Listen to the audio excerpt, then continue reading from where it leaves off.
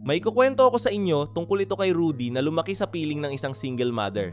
Nagumpisa ang tensyon nang tumira sa kanila ang bagong nobyo ng kanyang ina na unti-unting nagdulot ng galit at pagkalito sa bata. Ang pelikula ay isang psychological na kwento tungkol sa unti-unting pagtatapos ng pagiging bata ni Rudy.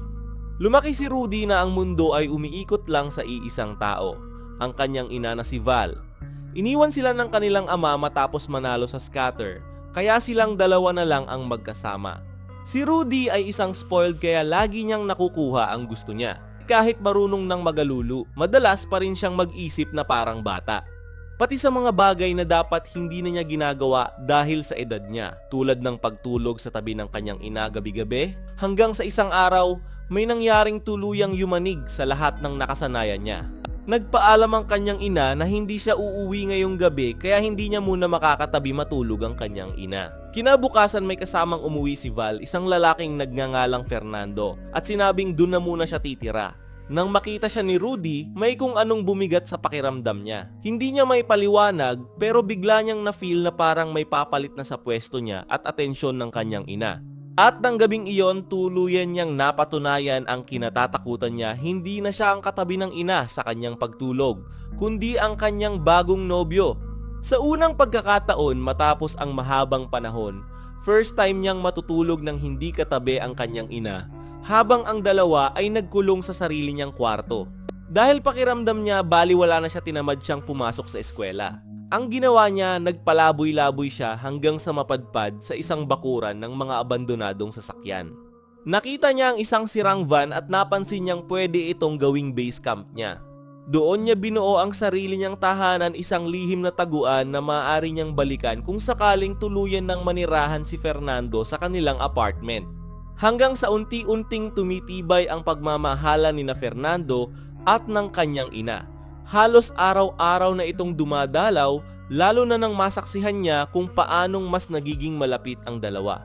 Dito nagsimulang umusbong ang galit, selos at takot sa puso ni Rudy marahil hindi pa siya handa na tanggapin ang katotohanan na unti-unting nawawala ang oras ng kanyang ina para sa kanya. Ang galit ni Rudy sa mga nangyayari ay mas lalong umuusbong. Dahil doon, nagtungo siya sa imbakan ng mga sasakyan at doon ibinuhos ang kanyang galit. Nang kumalma siya, bigla niyang na-realize na gusto niyang matuto mag-drive ng sasakyan. Nang malaman ito ni Fernando, sinama niya si Rudy mamili ng mga gamit para sa apartment. Pagkatapos ay doon niya tinuruan si Rudy ng pagmamaneho ng sasakyan. Pero nanatili pa ring tahimik ang pakikutungo ni Rudy kay Fernando. Napakabuti ni Fernando at kalmado. Pinaliwanag niya pa na gusto niyang pakasalan ang kanyang ina, i-renovate ang apartment at magkaroon ng magandang kinabukasan para sa kanya at kay Val. Dinala niya pa ang mag-ina sa Palawan para sa isang masayang bakasyon kung saan sinulit nila ito. Pagkatapos ng lahat ng mabubuting intensyon ni Fernando, kulang pa rin ito para kay Rudy. Hindi na nga siya nagpasalamat, ang ginawa pa niya ay binuhusan niya ng pintura ang damit nito. Pagkatapos muli siyang pumunta sa kanyang base camp para ayusin ang van. Parang representasyon ng mundong gusto niyang buuin ng mag-isa. Sa kabila ng ginawa ni Rudy, nanatiling mabait si Fernando at tinuruan pa rin mag-drive ng sasakyan hanggang sa natuto si Rudy. Okay na sana ang setup nila kaso isang gabi, aksidenteng nasaksihan ni Rudy ang kanyang ina at si Fernando na gumagawa ng milagro. Umiyak sa galit si Rudy dahil hindi niya iyon matanggap. Kaya ng gabi ring iyon, habang hawak ni Rudy ang manibela, matuling pinatakbo ni Rudy ang sasakyan dahilan para dito na nainis si Fernando, kaya sinabi niya ito sa ina niya. Todo sermon si Rudy sa kanyang ina kaya lalong lumala ang bigat ng loob niya. Pagtapos masermonan, umalis siya at dumiretso sa kanyang hideout at doon natulog. Dahil sa pag-aalala, hinanap siya ni Fernando at natagpuan siya roon kaya dinala niya rin ito pauwi sa kanila. Makalipas ang ilang araw, bumalik si Rodrigo sa imbakan ng mga sasakyan pero wala na ang pinaghirapan niyang ayusing base camp. Nang maglaon, habang ang mag-ina ay busy sa paglalaro ng card game, narinig nila ang isang busina mula sa labas. Na-curious si Rudy kaya sinilip niya ito sa labas. Si Fernando pala ang kumuha ng base camp niya at lalo pa itong pinaganda. Kaya lang, napaka-ungrateful ng batang ito guys dahil sa sobra-sobrang effort ni Fernando, hindi pa rin lubos na matanggap ni Rudy na may bagong tao sa buhay ng kanyang pinakamamahal na ina. At lalo nang napuno si Rudy ng gabing iyon nang nakita na naman niyang naglalambingan ang dalawa habang sumasayaw. Sa tindi ng alab ng namumuong galit sa kanyang dibdib, sinindihan niya ang base camp na kakaayos lang ni Fernando.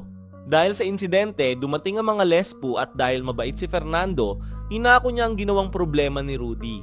Hindi na kinaya ng pasensya ni Fernando ang lahat kaya nagdesisyon siyang makipaghiwalay sa ina ni Rudy dahil hindi na niya kayang masikmura ang ugali ng kanyang magiging anak-anakan.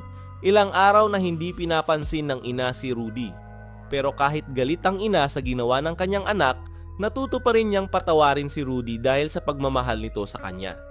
Kaya bandang huli ay nagkabati rin ang mag-ina at namuhay ng tahimik na para bang walang nangyari.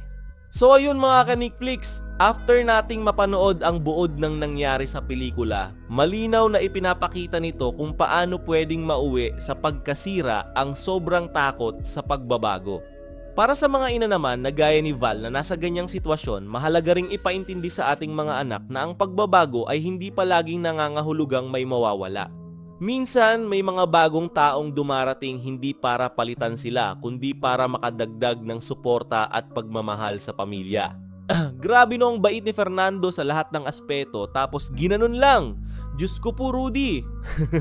Anyways, dahil nakarating ka hanggang dito, salamat sa oras mo kapatid. At kung nag-enjoy ka, suportahan nyo naman ako guys, papindot po ng subscribe button para syempre ma-update ka lagi sa mga bago kong upload.